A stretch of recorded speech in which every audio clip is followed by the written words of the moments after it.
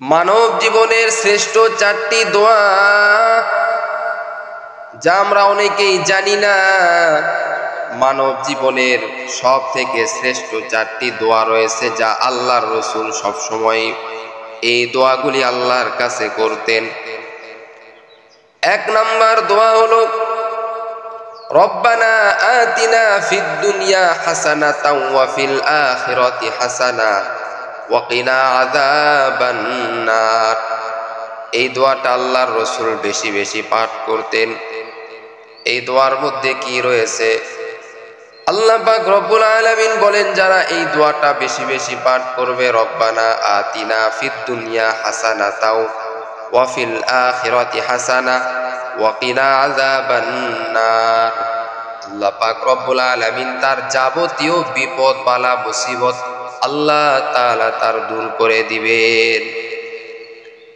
কেউ অসুস্থ রয়েছে, যদি কোনো বান্দা অসুস্থ থাকা অবস্থায় এই দোয়া পাঠ করে, তাকে আল্লাহ সুস্থতার নিয়ামত দান করবেন। এরে আল্লাহর বান্দা, কারো রিজিকের যদি প্রয়োজন হয়, ওই বান্দা যদি এই দোয়া পাঠ করে, তাহলে তার রিজিক আল্লাহ তাআলা বাড়ায়া দিবেন। কেউ যদি টেনশন পেরেশানির মধ্যে থাকে, এই দোয়া পাঠ করার সঙ্গে সঙ্গে আল্লাহ পেরেশানি দূর করে দিবে। যাবতীয় সমস্যা আল্লাহ পাক রব্বুল আলামিন দূর করে দিবেন এই দোয়ার কারণে। এই দোয়ার কারণে আল্লাহ পাক রব্বুল আলামিন যাবতীয় সমস্যা দূর করে দিবেন।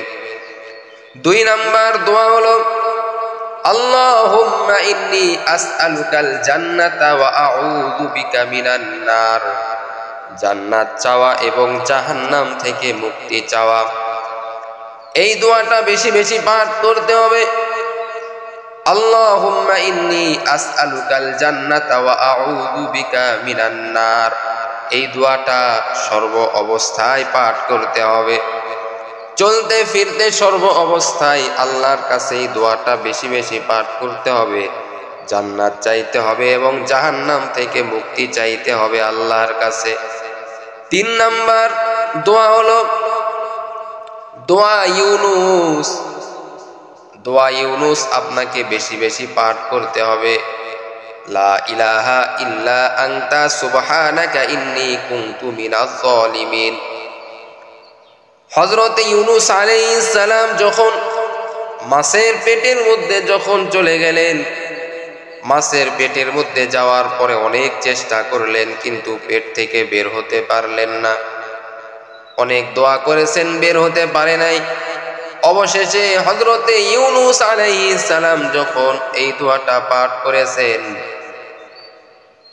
দোয়া ইউনুস যখন পাঠ করেছেন, লা ইলাহা ইল্লা আনতা সুবহানাকা ইন্নী কুনতু মিনাজ জালিমিন, এই দোয়াটা পাঠ করার পর আল্লাহ পাক রব্বুল আলামিন ইউনুস নবীকে মাছের পেট থেকে বের করেছেন। চার নাম্বার দোয়া হলো ইস্তিগফারের দোয়া। আস্তাগফিরুল্লাহাল্লাযী লা ইলাহা ইল্লা হুয়াল হাইয়ুল কাইয়্যুম ওয়া আতুবু ইলাইহি। আস্তাগফিরুল্লাহাল্লাযী লা ইলাহা ইল্লা হুয়াল হাইয়ুল কাইয়্যুম ওয়া আতুবু ইলাইহি। এই ইস্তিগফারের দোয়াটা বেশি বেশি পাঠ করতে হবে। যেই বান্দা এই চারটি দোয়া বেশি বেশি পাঠ করবে, সব থেকে দামি এই চারটি দোয়া, মানব জীবনের শ্রেষ্ঠ চারটি দোয়া। এরে আল্লাহর বান্দা, এই চারটি দোয়া বেশি বেশি পাঠ করতে হবে। আল্লাহ পাক রব্বুল আলামিন তোমার যাবতীয় গুনাহ খাতা আল্লাহ মাফ করে দিবে। এই চারটি দোয়া এতটাই গুরুত্বপূর্ণ দোয়া, আল্লাহ রসুল সাল্লাল্লাহু আলাইহি ওয়াসাল্লাম এই চারটি দোয়া সর্ব অবস্থায় পাঠ করতেন। আল্লাহর কাছে দোয়া করতেন, আল্লাহ এই চারটি দোয়া বেশি বেশি পাঠ করতেন। আর আল্লাহর কাছে দোয়া করতেন, আল্লাহ আপনি আমাকে সুস্থ রাখেন, আপনি আমাকে ভালো রাখেন, শয়তানের কুমন্ত্রণা থেকে আপনি আমাকে হেফাজত করেন।